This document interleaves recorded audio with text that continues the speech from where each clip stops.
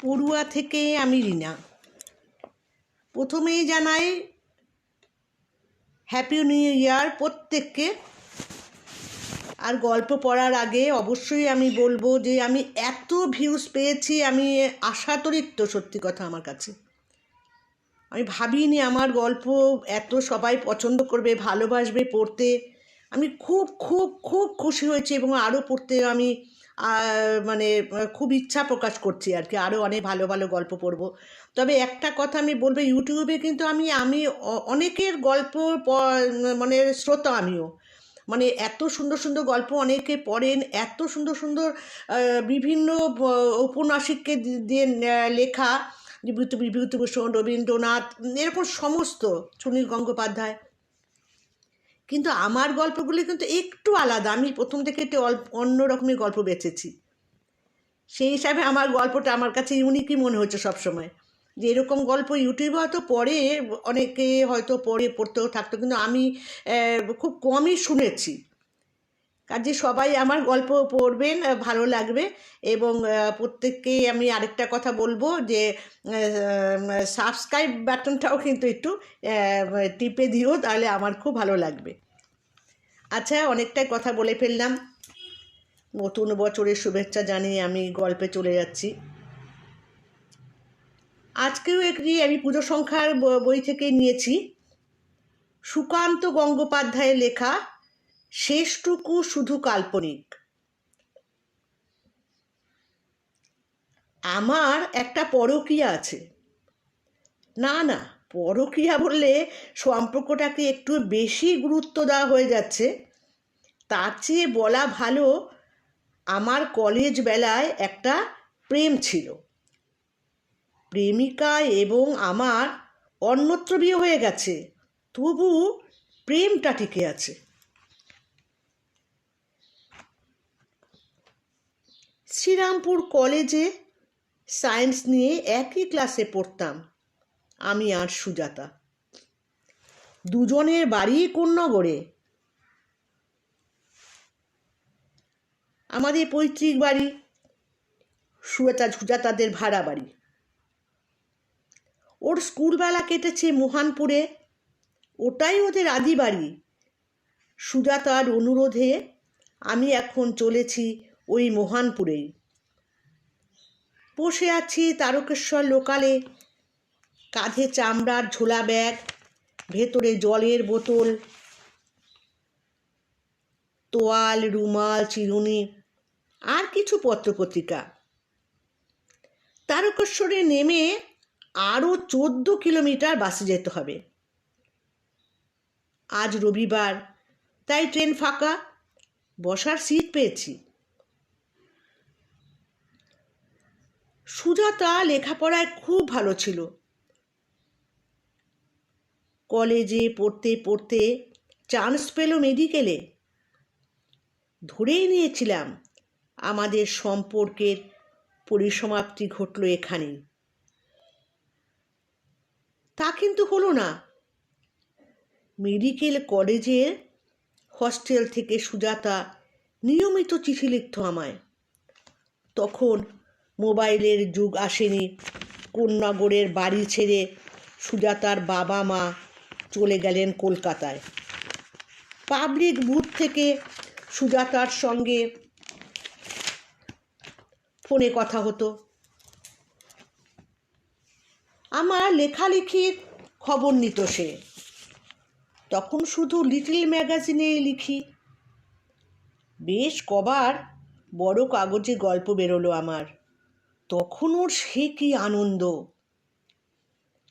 তবে একটা জিনিস বুঝতে পারছিলাম, আমাকে বিয়ে করার ব্যাপারে ও কিন্তু কিছু ভাবছে না। না ভাবাই স্বাভাবিক। ওর স্ট্যাটাস ক্রমশ আমার চেয়ে অনেক উপরে উঠে যাচ্ছে। ডাক্তারির এমডি করেছে সে।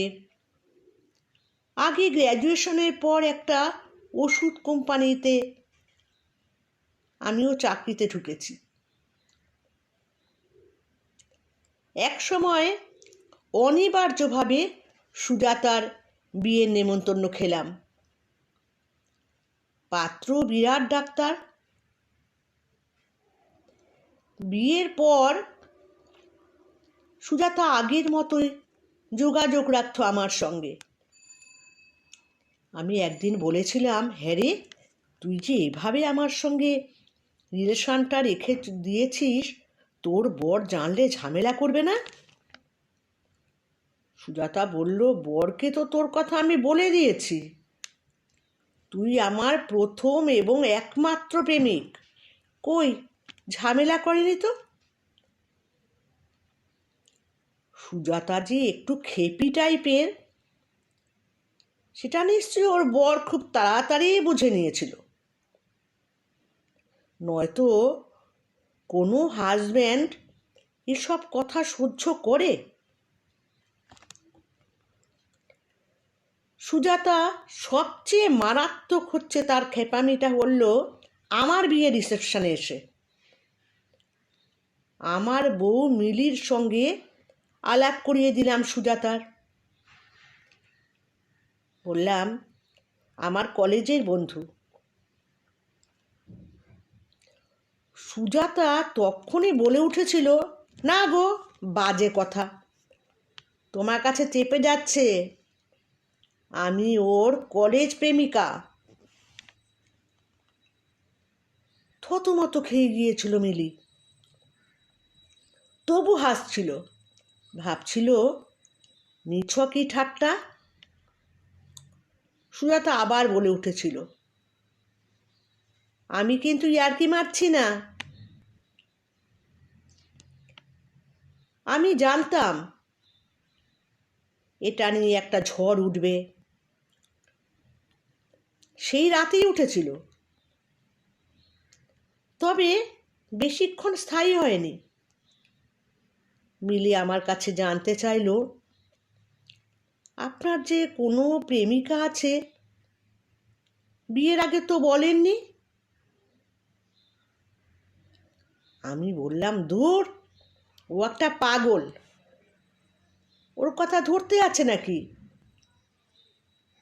অতিরিক্ত পড়াশোনা করে ওর মাথাটাই গেছে।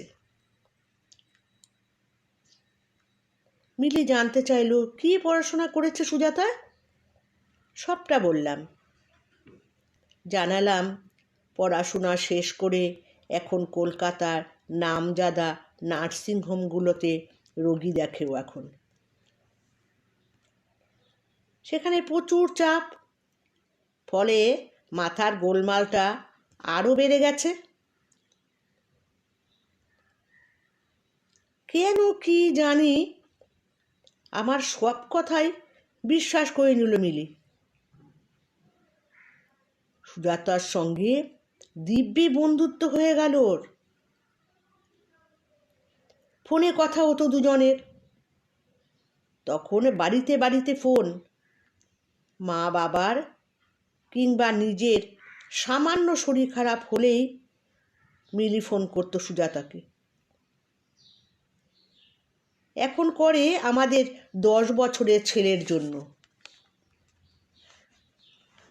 এক সময় মনে হয়, বিনা পয়সায় অত বড় ডাক্তারের চিকিৎসা পাওয়ার জন্যই কি মিলি সুজাতাকে মেনে নিল? নিজের কোনো দরকারে সুজাতাও আমায় যখন তখন ডেকে পাঠায়। কাউকে হয়তো এয়ারপোর্টে রিসিভ করতে হবে, কিংবা কোনো দরকারি জিনিস কোনো দোকানে পাওয়া যায় কিনা তার খোঁজ নিতে হবে। কখনো আবার আমার গল্পও শুনতে চায়, বলে, তোর একটা গল্প নিয়ে অমুক হসপিটালে চলে আয়, বিকেল 3টে থেকে 4টে ফ্রি আছি। অফিসে কোনো ছুতো দেখিয়ে বেরিয়ে পড়ি। সুজাতাকে আমার গল্প শোনাতে ভালো লাগে। এক সময় ওই ছিল আমার গল্পের প্রথম পাঠক। দুঃখের গল্প হলে জানালার বাইরে তাকিয়ে দুফোঁটা চোখের জল ফেলে সুজাতা। তারপর নিজেকে সামলে নিয়ে বলে, ঠিক আছে, তুই এখন বাড়ি যা, আমার ওটি আছে। মিলির মতো সুজাতাকেও সন্দেহ হয় আমার। আসলে গল্পকারের দৃষ্টি তো মানুষের মনের নানা প্যাচ পয়জারের দিকে লক্ষ্য রাখতে হয়। আমার কেন যেন মনে হয় সুজাতা আমার সঙ্গে সম্পর্কটা রেখে দিয়েছে ফাই ফরমাস খাটানোর জন্য। আমার গল্প শুনে ওর দুফোঁটা চোখের জল হয়তো অভিনয়। যত দিন যাচ্ছে মানুষের সম্পর্কগুলো স্বার্থকেন্দ্রিক হয়ে পড়ছে। আগেকার আবেগ কিংবা মূল্যবোধ আর নেই। তবে মিলি বা সুজাতা আমার সঙ্গে যে আচরণই করুক, আমার তাতে কোনো ক্ষতি হচ্ছে না। এই যেমন আজ আমাকে দেশের বাড়ি পাঠাচ্ছে, এতে আমার লাভই হচ্ছে। একটা নতুন জায়গা যাওয়া হবে, গল্পের কোনো প্লটও পেয়ে যেতে পারি। গ্রাম নিয়ে আমার তেমন গল্প নেই।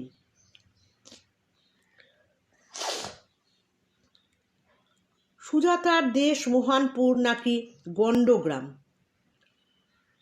ওদের পালপাড়ায় একমাত্র সুজাতাদেরই পাকা বাড়ি। ওদের পদবিতেই পাড়ার নাম। সুজাতার ঠাকুরদা ছিলেন দুধে উকিল। তারকেশ্বরে ঢুকছে ট্রেন।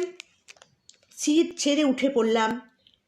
ট্রেনের পথটা তো ভালোই এলাম, এখন দেখা যাক বাসে ভিড় কেমন হয়। বাসেও ভিড় কম। জানালার ধারের সিটটা পাইনি, পরের সিটটায় বসে জানালার বাইরের দিকটা দেখতে পাচ্ছি। বাস ছাড়ার খানিকক্ষণের মধ্যেই গ্রামের প্রেক্ষাপটে এসে পড়লাম। জানালা দিয়ে দেখছি ক্ষেত জমি, পুকুর, মাটির বাড়ি। রোদ এখনো সেভাবে চড়া হয়নি। এখন 10টা বাজতে 10 মিনিট দেরি। একদম সময় ধরে চলছে সব কিছু। সুজাতার দেশের বাড়ির কাজটা সেরে দুপুরের আগে বেরিয়ে আসতে হবে। ওদের বাড়িতে লাঞ্চের ঝামেলাটা রাখলে চলবে না। দুপুরের খাবারটা খাবো বাড়ি ফিরেই। রবিবারে বেলা করে খাওয়া হয় বাড়িতে। সুজাতাদের বাড়িতে খুব বেশি কাজ নেই ওর। ও বাড়িতে এখন শুধু একজনই বাসিন্দা, সুজাতার কাকিমা। উনি বাড়ি দেখাশোনা করেন। সুজাতার কাকা মারা গেছেন বছর 5 হলো। কাকা কাকিমার সন্তান বলতে একটিই ছেলে। সেও বাবা মারা যাওয়ার 8 মাসের মাথায় আত্মহত্যা করে। কারণ প্রেমে আঘাত। খুড়তুতো ভাইয়ের ওভাবে মারা যাওয়াটা আজও মেনে নিতে পারেনি সুজাতা। সুজাতার 2 দিদি থাকলেও কোনো ভাই নেই। খুড়তুতো ভাই ছিল তার ছেলেবেলার খেলার সঙ্গী। গত শুক্রবার সুজাতা আমাকে ফোন করে হাসপাতালে। বলেছিল জরুরি দরকার। প্রাইভেট হাসপাতালে ওর কেবিনে গেলাম। জরুরি দরকারটা বলল। আগের রাতে ও নাকি খুড়তুতো ভাই দীপুকে স্বপ্ন দেখেছে। তারপর থেকেই আদি বাড়ির জন্য মন টানছে সুজাতার। আমাকে বলল, তুই গিয়ে একবার বাড়িটা দেখে আয়। কাকিমা কেমন আছে দেখে শুনে সব আসবি। আর কিছু টাকা দেব তোকে, কাকিমার হাতে দিবি। আমি বলেছিলাম, তোর মন টানছে, আমি দেখে এলে কি শান্তি পাবি? তুই বরং নিজেই ঘুরে আয় না।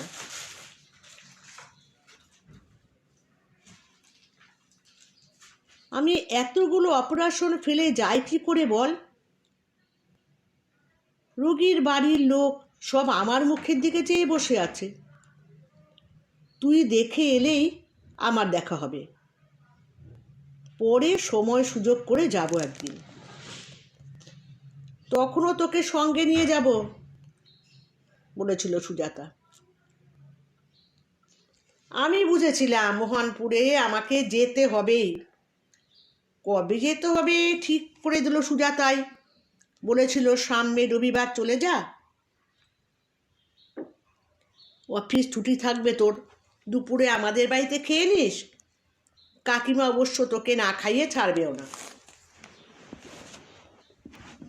তখনই আমি ঠিক করে নিয়েছিলাম যে দুপুরে খাবো না, সকাল সকাল কাজ সেরে চলে আসব। সুজাতা কাকিমাকে আমি কখনো দেখিনি। একদম অপরিচিত কোনো বাড়িতে খেতে আমার অস্বস্তি হয়। কাজ বুঝিয়ে দেওয়ার পরে সুজাতা ওর ছোটবেলায় বাড়ি নিয়ে অনেক গল্প করলো, দীর্ঘ স্মৃতিচারণ। অনেকটাই আমার আগেই শোনা। নতুন বলতে যেটা বলল, ওর কাকিমা নাকি এখনো বিশ্বাস করেন তার ছেলে আত্মহত্যা করেনি। বিশ্বাসটা এত দৃঢ়, নিজের ছেলেকে তিনি দেখতেও পান, কথা বলেন ছেলের সঙ্গে। মানে নিজের মনে বিড়বিড় করেন, এই আর কি। ছেলেকে খাবার বেড়ে দেন। ঘটনাটা খুবই কষ্টের, তবে গল্পের উপাদান আছে। দাদা টিকিট। সামনে এসে দাঁড়িয়েছে কন্ডাক্টর। আমি পার্স বের করে মোহনপুরে সদাশিবতলার ভাড়া জানতে চাই। কন্ডাক্টর বলে 20 টাকা। পার্স থেকে ভাড়া বের করে দিই কন্ডাক্টরকে। বলি, স্টপটা এলে আমাকে একটু ডেকে দেবেন।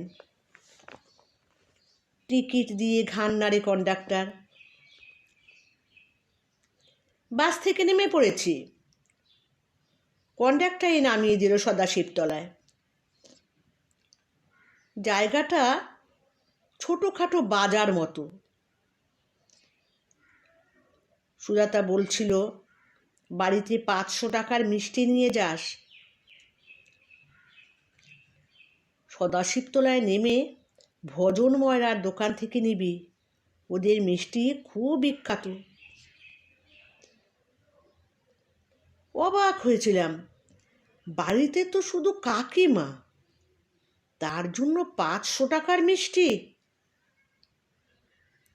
সুজাতা বলেছিল, কাকিমা আশেপাশের বাড়িতে দেবে, তারা জানবে আমি পাঠিয়েছি।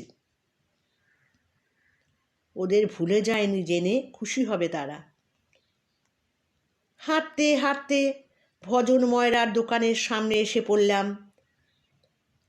টালির চালের দোকান, টিনের বোর্ডে দোকানের নাম লেখা তারামা মিষ্টান্ন ভাণ্ডার। নিচে নামের চেয়েও বড় অক্ষরে লেখা ভজন ময়রার সুপ্রসিদ্ধ দোকান। 4 ধাপ সিঁড়ি ভেঙে দোকানের শোকেসের সামনে দাঁড়ালাম। মিষ্টিগুলোর স্বাস্থ্য বেশ ভালো, দেখে মনে হচ্ছে টাটকা।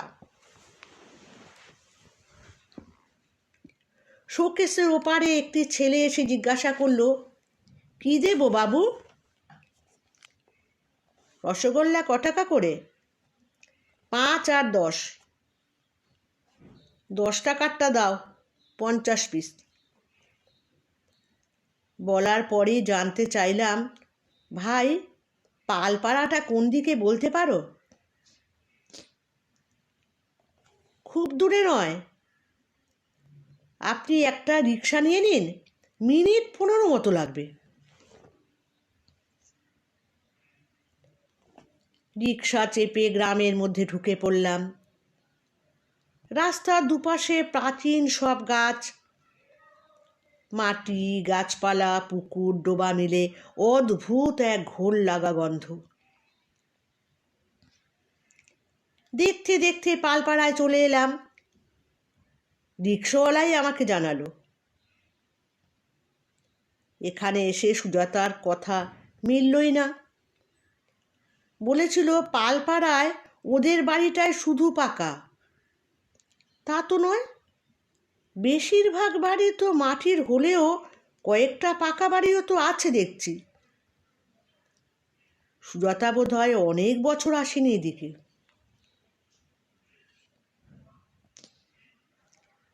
ছোট একটা মাঠের কাছে এসে দাঁড়িয়ে পড়ল রিক্সা।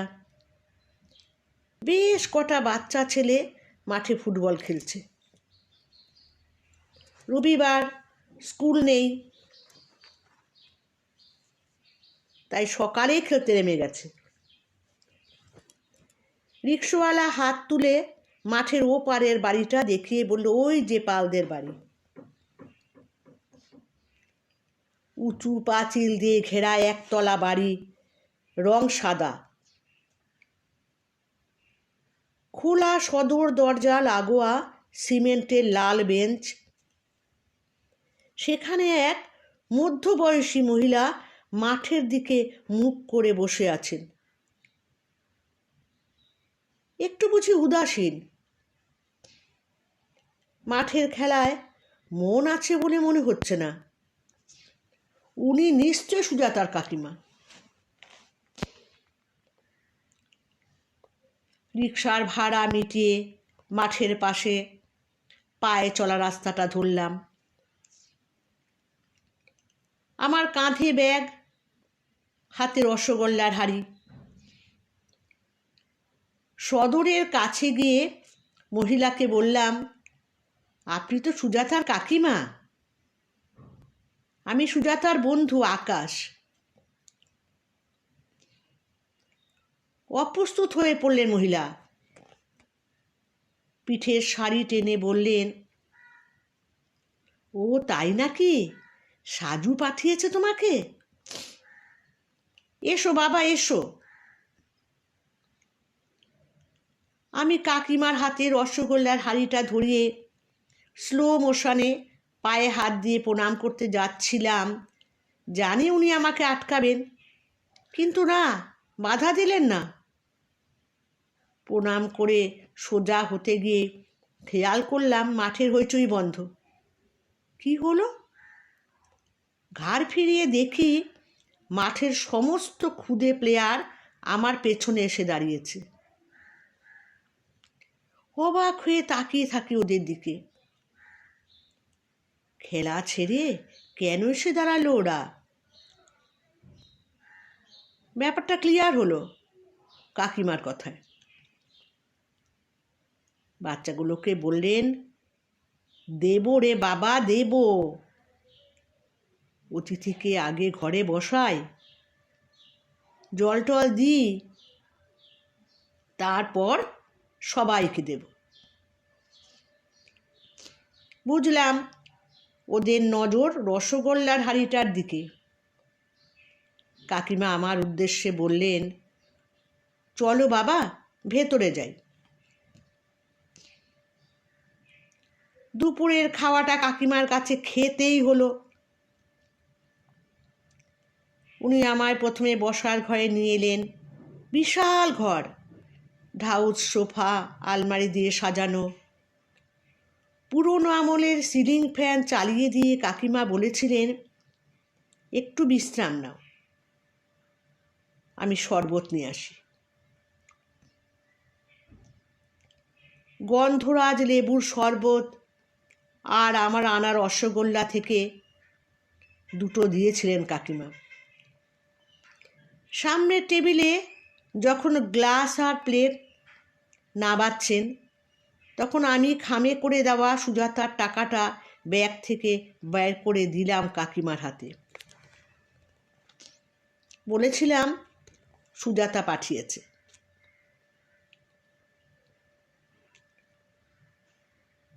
উনি খামটা হাতে নিয়ে বললেন, তুমি কি ভালোবাসো, মাছ না মাংস? আমি বলেছিলাম, এ মা, না না, দুপুরে খাবো না, আমি এখনই চলে যাব।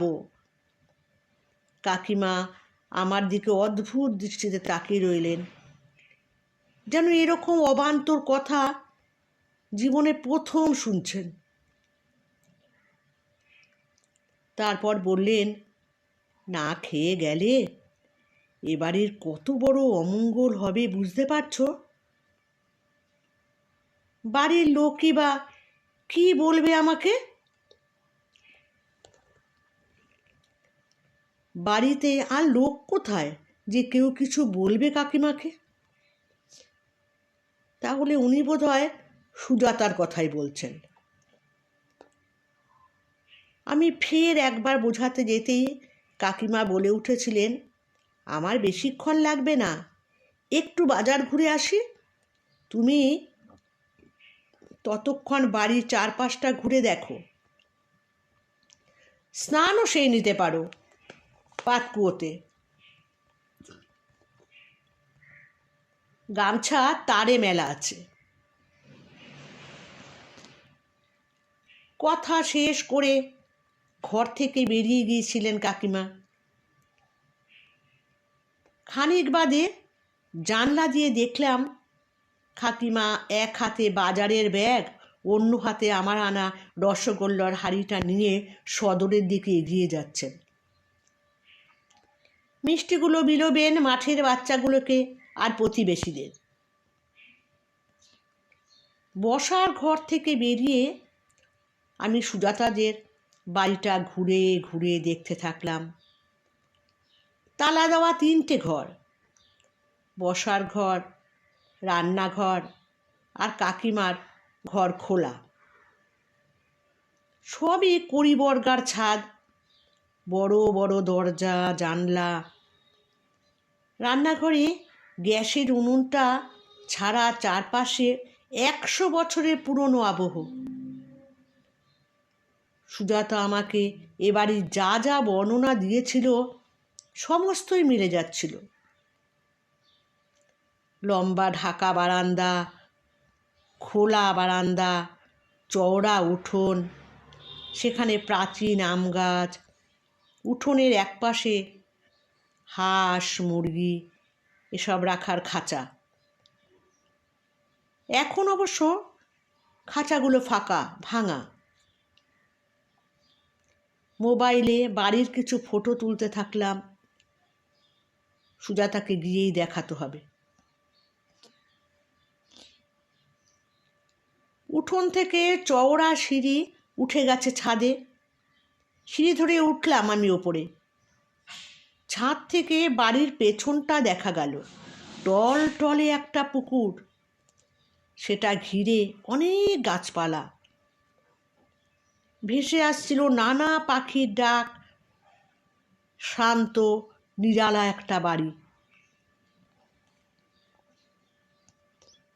বাড়িটার আবহাওয়ার মধ্যে এমনভাবে ডুবে গিয়েছিলাম যেন দেখতে পাচ্ছিলাম এই বসত বাটির অতিথি বাসিন্দাদের,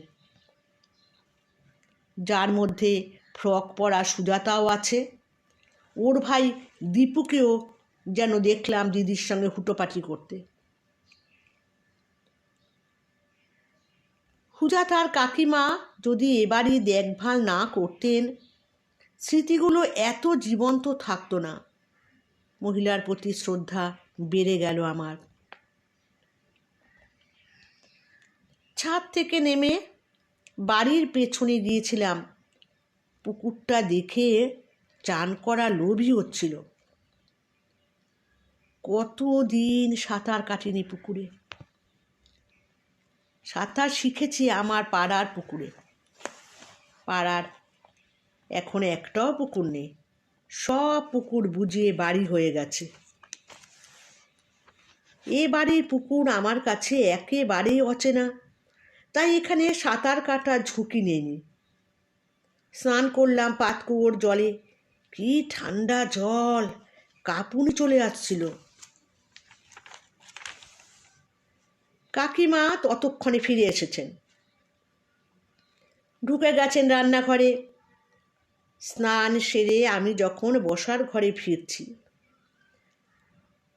আওয়াজ পেয়ে কাকিমা বলেছিলেন, সেনবাড়ি তোমার খাবার দিতে চাইছিল, নি তোমার বন্ধুর বাড়ি এসেছো, এ বাড়ি রান্নাই তোমাকে খাওয়ানো উচিত। তবে বেলার দিকে বাজারে গেলাম তো মাংস পেলাম না, মাছ নিয়েই এসেছি। ঘরে ঢোকার আগেই বলেছিলাম, মাছই আমি বেশি পছন্দ করি কাকিমা। রান্নাঘরে গ্যাস ওভেন আছে, প্রেশার কুকারে সিটিও কানে আসছিল।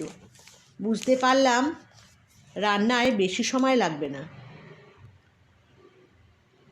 স্নান করার পরে অল্প খিদে পাচ্ছিল। এমন সময় মাথায় এলো, সুজাতা যে বলেছিল ওর কাকিমা নিজের মনে কথা বলেন, কই সেরকম তো কিছু দেখলাম না। উনি অবশ্য আমার সামনে খুব কম সময় থেকেছেন। ঘর থেকে বেরিয়ে রান্নাঘরের দিকে গেলাম। চৌকাঠে দাঁড়িয়ে দেখলাম কাকিমা এক মনে রান্না করছেন। কই নিজের মনে বিড়বিড় করছেন না তো। আবার ফিরে এলাম বসার ঘরে। জানালা দিয়ে তাকিয়েছিলাম উঠোনের দিকে। শালিক চড়াই নেমে আসছে মাটিতে, ধুলো উড়িয়ে নিজেদের মধ্যে ঝটাপটি করছে। বড় করে শ্বাস টানছিলাম আমি। দূষণমুক্ত বাতাস যেন পেটের নাড়ি অবধি ছুঁয়ে ফিরে আসছিল। এক সময় কাকিমা এসে বললেন, এসো বাবা, খেতে এসো, আমার হয়ে গেছে। মাথায় এলো কাকিমার কটা ফটো তোলার দরকার। সুজাতা অনেক দিন তার কাকিমাকে দেখেনি, কবে যে দেখবে তারও তো কোনো ঠিকও নেই। মোবাইল হাতিয়ে নিয়ে কাকিমাকে বলেছিলেন, চলুন আপনার যদি কয়েকটা ছবি তুলি। আবার কবে আসা হবে কে জানে। কাকিমার মধ্যে কোনো দ্বিধা সংকোচ দেখলাম না। শাড়ি ঠিক করে টেনে তৈরি হয়ে গেলেন ফটো তুলতে। আমি ওকে নিয়ে বাইরের বারান্দায় গেলাম। ফটো তুলে খেতে গেলাম রান্নাঘরে। আসন পেতে কাঁসার থালায় খেতে দিয়েছিলেন।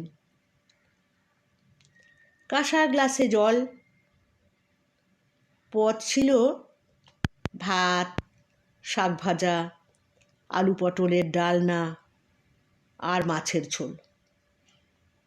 তাতে দুটো মাছের টুকরো, সঙ্গে দই মিষ্টি। দারুণ রান্না, ঠাকুমা দিদিমা আমলের স্বাদ। খুব তৃপ্তি করে খেলাম। খাওয়া শেষ হলে কাকিমা বললেন, ঘরে গিয়ে একটু বিশ্রাম নাও, বিকেলে একেবারে চা খেয়ে বাড়ি থেকে বেরিও। আপত্তি করলাম না, এই বাড়িতে থাকতে আমার ভালোই লাগছে। খুব জোর করলে আমি হয়তো রাতেও থেকে যেতে পারি। আপাতত আমার আনা একটা সাময়িক পত্রিকা উল্টাচ্ছি। মনে প্রশ্ন হলো, সুজাতা যে বলেছিল কাকিমা নিজের মনে বিড়বিড় করেন, দীপুর জন্য খাবার বাড়েন, বিড়বিড় করতে তো দেখলাম না, খাবার বেড়েছেন কিনা দেখব। সোফায় প্রায় শুয়েই ছিলাম, ম্যাগাজিনটা রেখে উঠে পড়লাম। ঘর থেকে বেরিয়ে রান্নাঘরের দিকে গেলাম। আরে সত্যিই তো আসন পেতে খাবার বাড়া আছে, কিন্তু কাকিমা কোথাও নেই। এই খাবার নিশ্চয়ই তার নয়।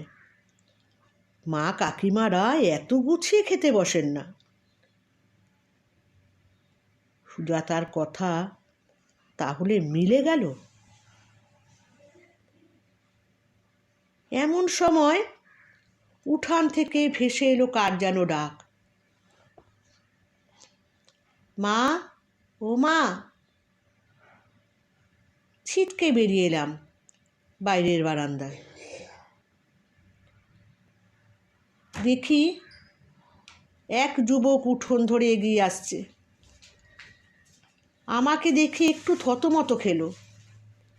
এই ছেলেটি মা বলে ডাকছিল। বয়স হিসেব করলে দীপুর বয়সী হবে ছেলেটি।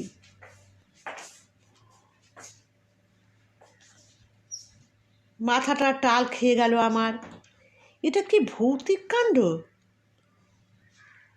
নাকি দীপু আসলে মরেনি? ছেলেটি উঠে আসছে বারান্দায়। আমি তড়ি ঘড়ি বসার ঘরের দিকে এগোলাম। পরের দিন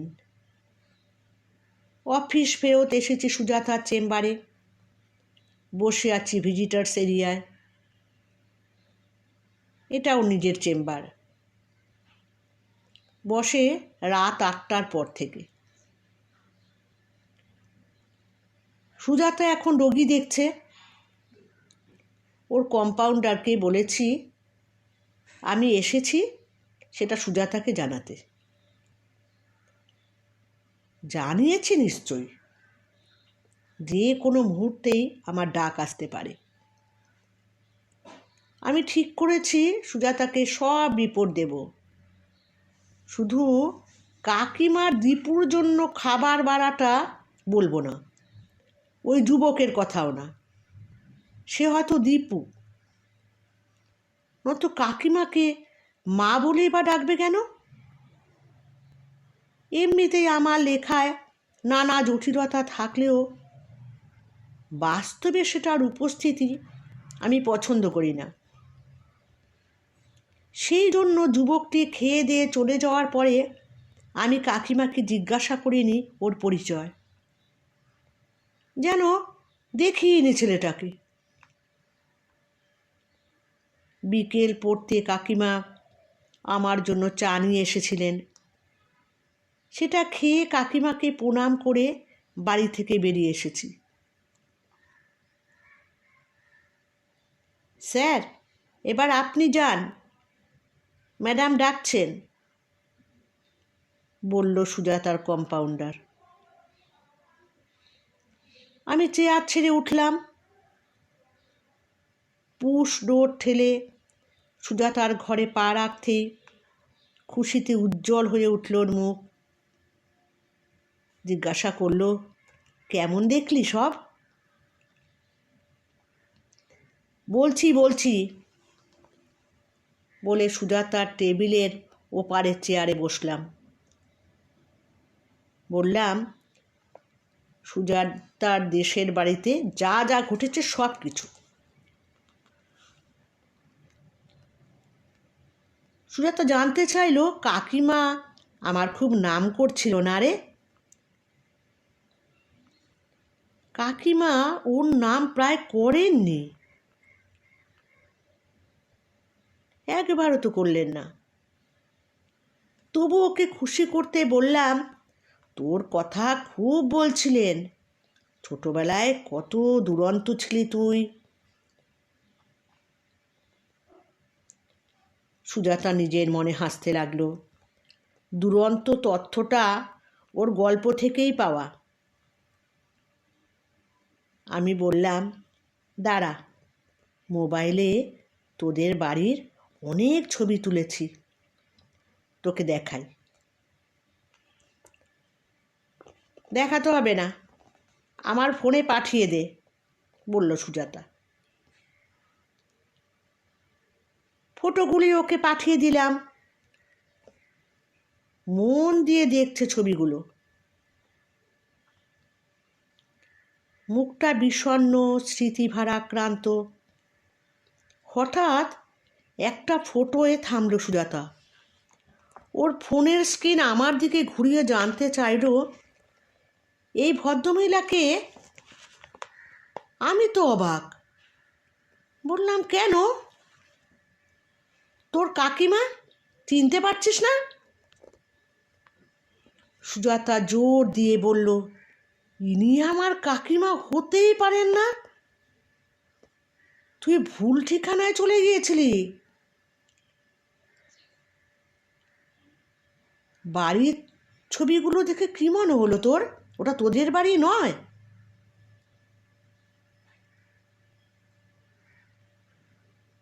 এবার আর কোনো উত্তর নেই। ফটোগুলি ঘুরিয়ে ফিরিয়ে দেখছে সুজাতা। বলল, কিছু একটা গন্ডগোল হয়ে গেছে রে। প্লিজ আকাশ, তুই আবার কাল মোহনপুরে যা, অফিসে ডুব মার। কাকিমার জন্য আমার ভীষণ টেনশন হচ্ছে। এই ভদ্রমহিলার পরিচয় জিজ্ঞাসা কর গিয়ে। কাকিমার খবর জানার চেষ্টা কর। এই মহিলা তোকে একবারও বললেন না যে তিনি আমার কাকিমা নন। আমি চুপ করে থাকি। মহিলার কোনো দোষ নেই। আমি তো তাকে একবারও জিজ্ঞাসাই করিনি সুজাতার কাকিমা কিনা। শুধু বলেছিলাম, আপনি তো কাকিমা। তবে ইনি সুজাতাকে চেনেন এটা তো বোঝা গিয়েছিল। তার মানে যুবকটি দুপুরে যে এসছিল সে ওরই ছেলে। কি রে আকাশ, যাবি তো কাল? অসহায়ভাবে জানতে চায় সুজাতা। এত বড় লোক হওয়া সত্ত্বেও ওর গণ্ডগ্রামের বাড়িটা বেহাত হতে দিতে চায় না। একেই কি বলে মাটির টান? আমি বললাম, যাব। 1 সপ্তাহ কেটে গেছে, আমি মোহনপুরে যাইনি। সুজাতাকে অবশ্য বলেছি গেছি। আমি যেহেতু গল্পকার, একটা গল্প বানাতে হয়েছে সুজাতার জন্য। বলেছি, উনি সেন কাকিমা, তোদের পাড়াতেই বাড়ি, তুই চিনতে পারলি না?